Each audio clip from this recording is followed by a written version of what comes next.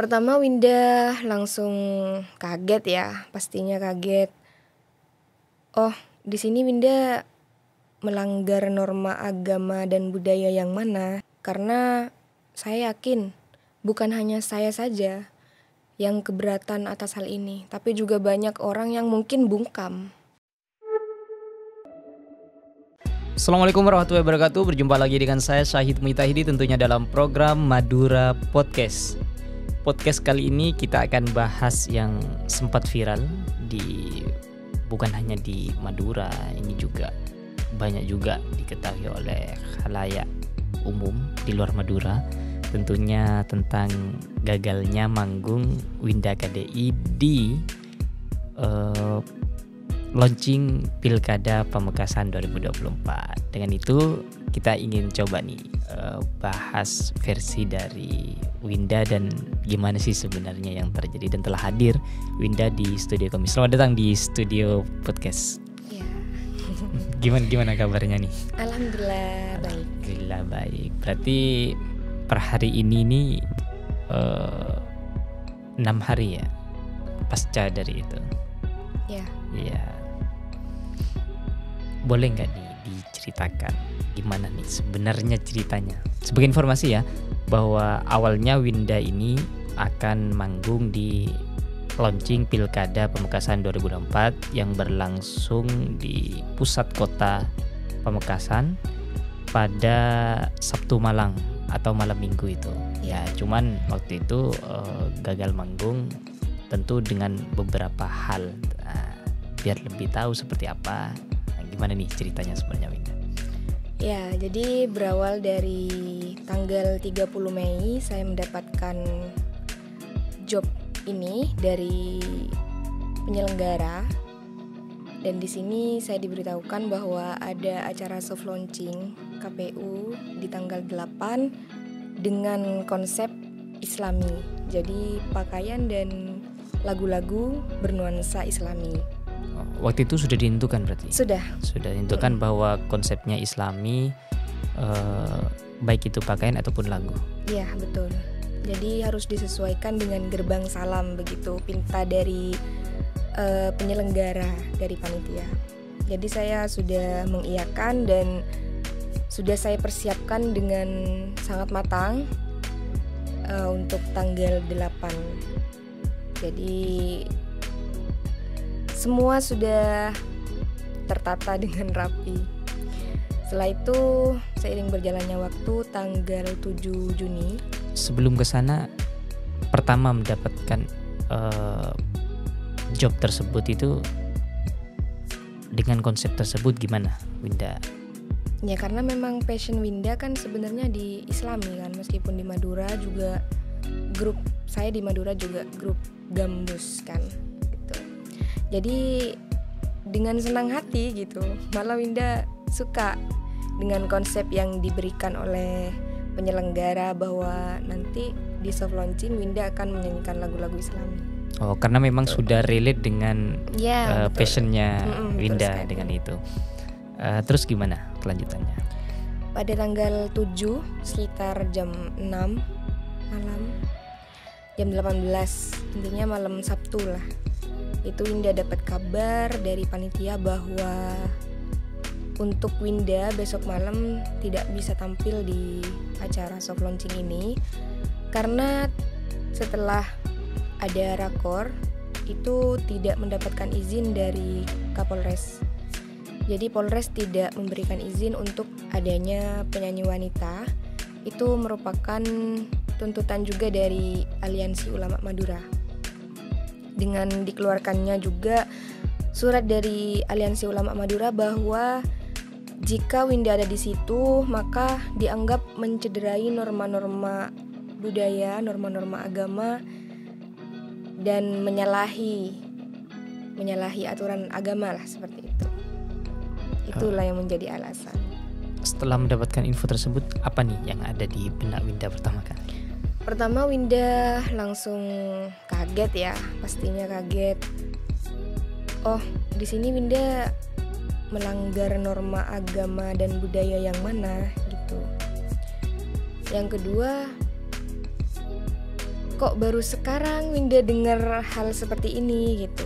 Sedangkan di waktu-waktu dekat acara ini juga banyak konser-konser yang sangat tidak islami. Jadi Winda berpikir ada apa? Dan di situ juga ada opsi bahwa dengan adanya Winda di situ mengundang maksiat. Sedangkan kalau berbicara hal-hal yang berbau maksiat, bukan hanya di kesenian saja, banyak hal-hal yang harus disoroti. Jadi dari situ Winda berpikir ada apa gitu. Jadi oke lah, Winda masih berpikir untuk berpositif thinking aja ya. Mungkin Pamekasan punya visi misi yang berbeda dengan yang lain gitu. Jadi ini diiyakan. Jadi Winda tidak bisa tampil di situ. Di beberapa waktu setelah itu juga dipertegas kembali oleh penyelenggara, oleh panitia, bahwa jika Winda tetap hadir di acara tersebut. Itu hamin berapa jam atau hanya di malam itu juga? Keesokan harinya di tanggal 8. Di tanggal 8. Karena masih hari H berarti. Karena dari panitia juga masih ingin mencari jalan tengah. Gimana caranya, kan panitia juga sudah undang Winda dari jauh-jauh hari dan Winda sudah cancel yang lain gitu. Maksudnya hanya fokus di acara itu saja. Meskipun ada tawaran job di luar, Winda tolak kan gitu. Di mana yang ditolak? Banyak Kak. Maksudnya di daerah Pamekasan juga atau di daerah? Dari daerah luar. Kenapa memilih job tersebut ketimbang job yang lain? Iya, karena menurut Winda ini kota kelahiran Winda. Jadi Winda ingin sekali untuk tampil di Pamekasan ini, apalagi dengan nuansa Islami. Itu kan juga bisa jadi gambaran untuk para generasi milenial, para generasi muda, bahwa kita itu bisa berkarir walaupun dalam bidang Islami, dalam bidang seni, apalagi wanita bisa pakai hijab, itu masih bisa tetap berkembang dan berkarir seperti itu. Berarti pilihan tersebut itu salah satunya adalah soal kedaerahan, ingin membuktikan bahwa orang Madura juga bisa, wanita Madura juga bisa. Iya. Ya. Dan juga ingin menyampaikan pesan bahwa wanita Madura juga bisa bergelut di dunia seni gitu. Iya. Ya. Tapi akhirnya kan gagal nih tetap tampil lah. Lanjutannya gimana setelah di kabarin? Iya, juga ada isu-isu yang tidak enak dengar ya, entah itu isu atau memang real. Ada asumsi juga bahwa jika Winda tetap hadir di acara tersebut akan dibakar gitu. Acara, entah itu acaranya atau orangnya, intinya ada asumsi seperti itu. Jadi Winda berpikir, ini kan aliansi ulama Madura ya, apakah memang pantas begitu atau sudah tidak ada cara lain gitu. Intinya seperti itu. Jadi dari situ Winda sudah mulai berpikir, ini kok makin tidak jelas gitu. Sedangkan di malam Selasa juga di kota-kota sebelah juga ada soft launching KPU, dan di situ mendatangkan dari luar Madura, ada wanitanya juga gitu. Sedangkan ini kan aliansi ulama Madura ya. Berarti ini adalah ulama-ulama Madura. Tapi tidak semuanya ya, karena tidak semua ulama itu senang untuk mengikuti aliansi-aliansi kayak gitu. Jadi Winda itu berpikir, ini mengatasnamakan ulama Madura tapi kok beda gitu. Apa cuman Pamekasan aja atau perlu diubah menjadi aliansi ulama Pamekasan kan gitu. Jadi Winda tuh berpikir, kok ada sedikit ketidakadilan di sini gitu.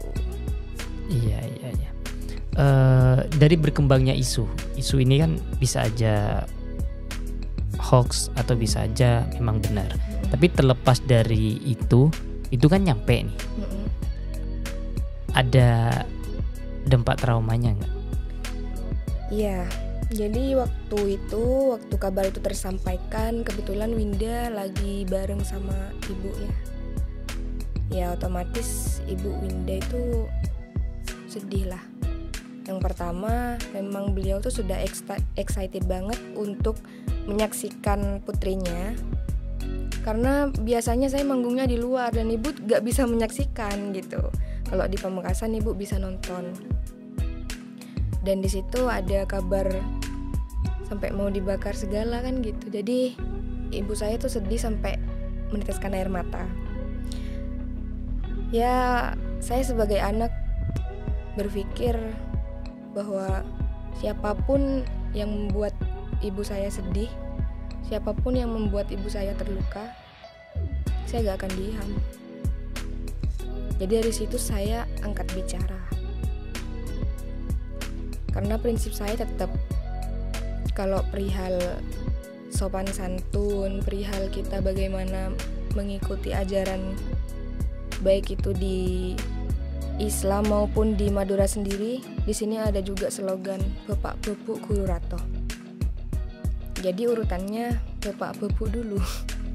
Orang tua dulu. Orang tua dulu, gitu. Ya dari situ saya angkat bicara. Ya itulah awalnya.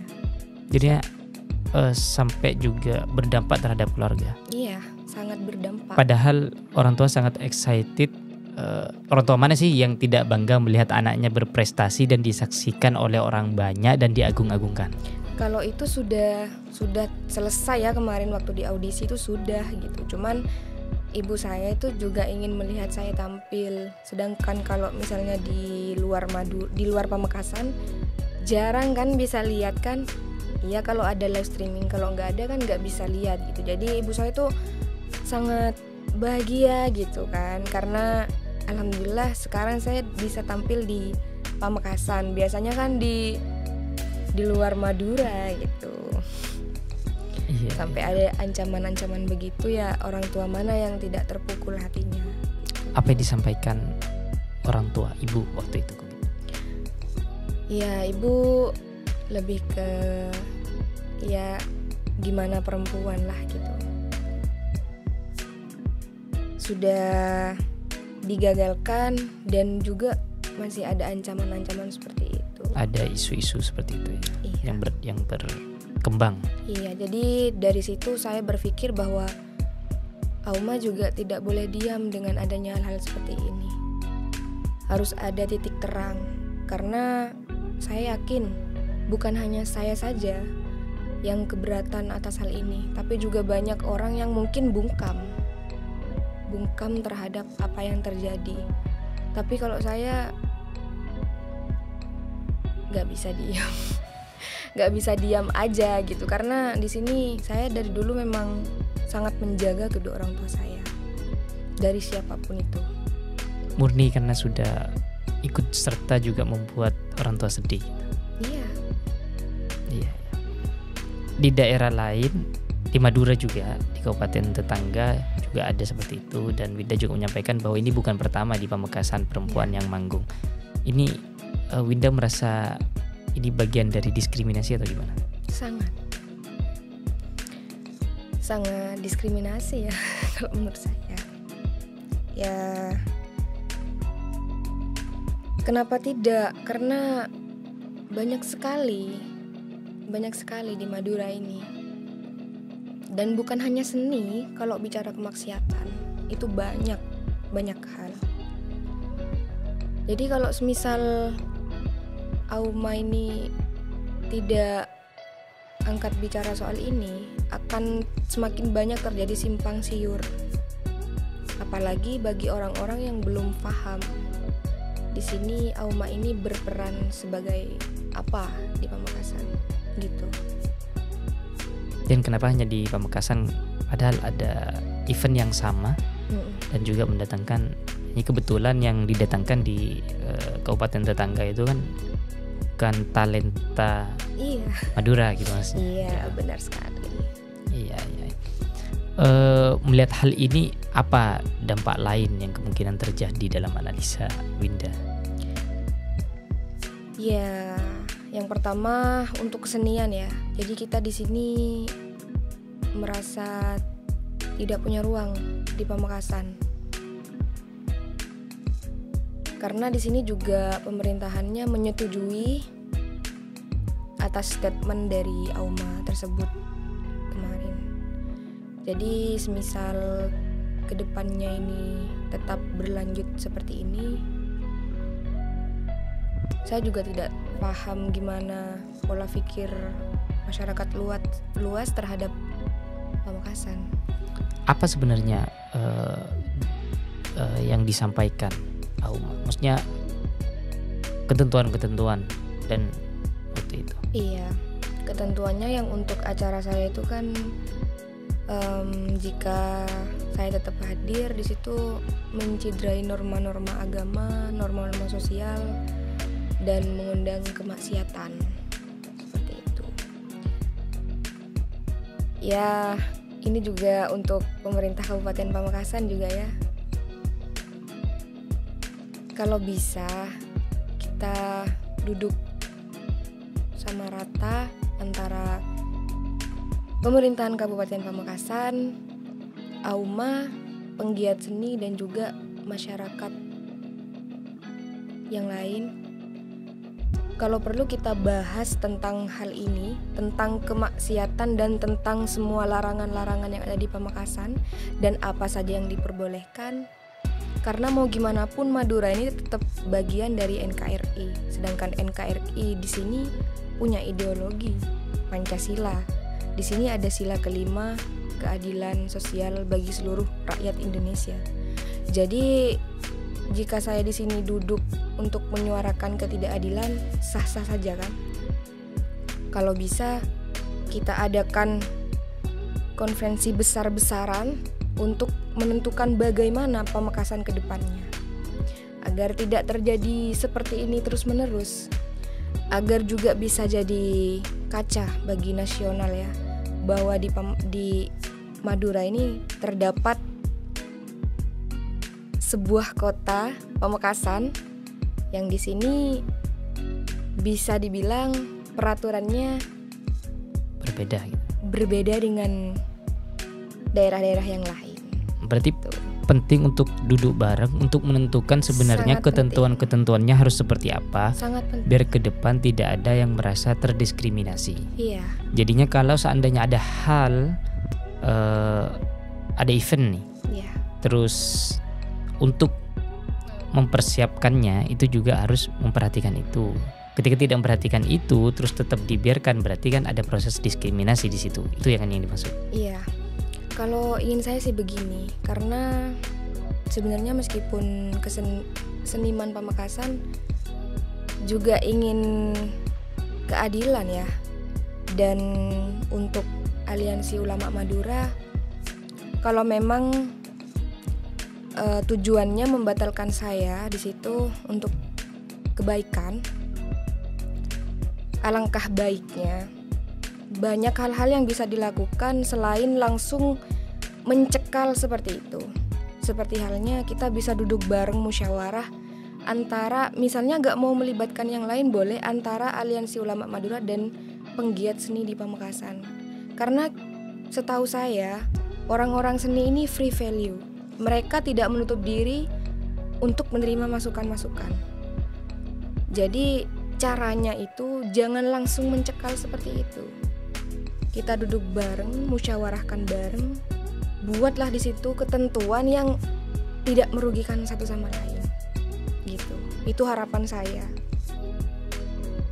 Gitulah. Iya. Jadinya jelas. Ke depan harus seperti apa. Iya, bukan ada event boro-boro dibatalkan gini. Itu menurut saya kurang ini. Jadi untuk masyarakat yang tidak mengerti tentang hal ini pasti bertanya-tanya, ada apa? Kenapa Winda nggak boleh tampil? Jadi harus diperjelas lagi gitu. Kurang kejelasan di sini nih. Karena publik juga bisa menafsirkan yang berbeda-beda ya.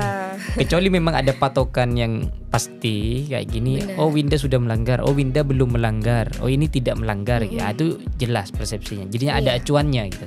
Tapi kalau belum ada acuan yang pasti, ini bisa, ini gak bisa, ini bisa, ini menimbulkan persepsi yang berbeda-beda di publik. Iya, seorang pemimpin tuh harus bijaksana dan adil. Jadi ketika memang kebijaksanaan tuh diterapkan, jangan pandang bulu gitu. Cari jalan tengahnya. Apa yang tidak diperbolehkan dan apa yang diperbolehkan, bagaimana baiknya. Itu akan lebih baik daripada saling mencekal sana sini tuh menurut saya kurang etis lah gitu. Apa dampak terhadap perkembangan seni di Pamekasan dengan case tersebut? Iya, tentu pasti makin banyak ya generasi-generasi muda yang takut untuk mengeksplor kemampuannya, untuk mengembangkan bakatnya. Ketika di Pamekasan terus-terusan seperti ini, biasanya kan dimulai dari bawah dulu, dari kabupatennya dulu, baru ke tingkat provinsi, baru ke nasional. Saya juga begitu, saya berangkat ikut lomba di kabupaten dulu, baru ke tingkat Jawa Timur, baru ke tingkat nasional. Tidak semata-mata langsung begitu. Jadi jika ini berkepanjangan, maka pastilah terbunuh nyali-nyali para generasi muda penggiat seni dan budaya di Pamekasan. Oh, berarti ini berpotensi untuk membunuh impian dari wanita-wanita karir, terutama yang ingin berkarir atau pengen bergelut di dunia seni musik. Iya benar. Oh iya. Ini sebenarnya memang penting. Saya sepakat sih kalau di awal itu harus benar-benar duduk bareng untuk menentukan seperti apa ke depan. Kalau memang kesepakatan saya menyatakan sepakat itu karena gini, dalam artian kalau sudah jelas ketentuannya, tentu yang lain kan tahu, oh berarti kalau di sini tidak bisa mengembangkan ini. Iya. Setidaknya seperti yang Winda sampaikan, bukan hanya ini diskriminasi tapi sangat diskriminasi, biar Benar. tidak ada Winda-Winda lain yang merasa terdiskriminasi gitu ya. Nah, kalau ini kok bisa tampil, ini kok tidak bisa tampil, ini kok bisa tampil gitu. Iya, dan kenapa saya bilang ini harus? Ya karena tadi itu. Karena di Pamekasan agak beda gitu kan. Iya, agak lain maksudnya. Benar banget. Ya. Selain harapan tersebut terakhir nih, apa yang ingin disampaikan terhadap generasi-generasi muda sekarang yang sudah juga saya yakin terutama Gen Z sekarang kan gak gagap teknologi nih, pasti juga udah main medsos dan sudah tahu tentang informasi tersebut. Apa pesan Winda terhadap generasi-generasi muda yang sedang meniti karir di situ? Gini ya, untuk para generasi muda, semua itu innama amalu binniyat. Jadi ketika niat kita itu bukan ke hal-hal yang negatif, kita hanya ingin berprestasi, kita hanya ingin mengembangkan kesenian, kita hanya ingin membanggakan kabupaten kita, terus saja, jangan gentar. Apapun itu harus totalitas, jangan pilih kasih, jangan setengah-setengah. Intinya maju terus pantang mundur. Karena yang maha tahu kebenaran itu hanya Tuhan. Itu. Yang maha tahu hanya Tuhan. Ya. Dan yang tahu hati setiap orang itu hanya Tuhan. Iya, benar. Ya, itu perbincangan sekilas tentang bagaimana sih sebenarnya yang terjadi, kok kenapa Winda KDI gagal manggung, hingga apa dampak-dampak yang lain yang dalam kacamata Winda itu seperti ini. Ini terakhir pesan dari saya bahwa terkadang kita memandang itu baik belum tentu baik bagi orang lain. Tapi bisa aja itu memang baik dan bisa aja itu sebenarnya tidak baik bagi orang lain. Terkadang saya juga menjumpai banyak orang ini memaksakan, ini bukan soal hak case tersebut, ini umum ya, memaksakan kehendaknya saja, tapi tanpa harus memperhatikan orang lain. Nah ini yang juga tidak baik. Kenapa? Karena memang kita di dunia ini tidak hidup sendiri, dan bukan hanya soal kepentingan kita yang didahulukan, tapi kepentingan kita bersama yang harus diperhatikan juga. Itu saja dari saya Mita Hidinduri. Wassalamualaikum warahmatullahi wabarakatuh.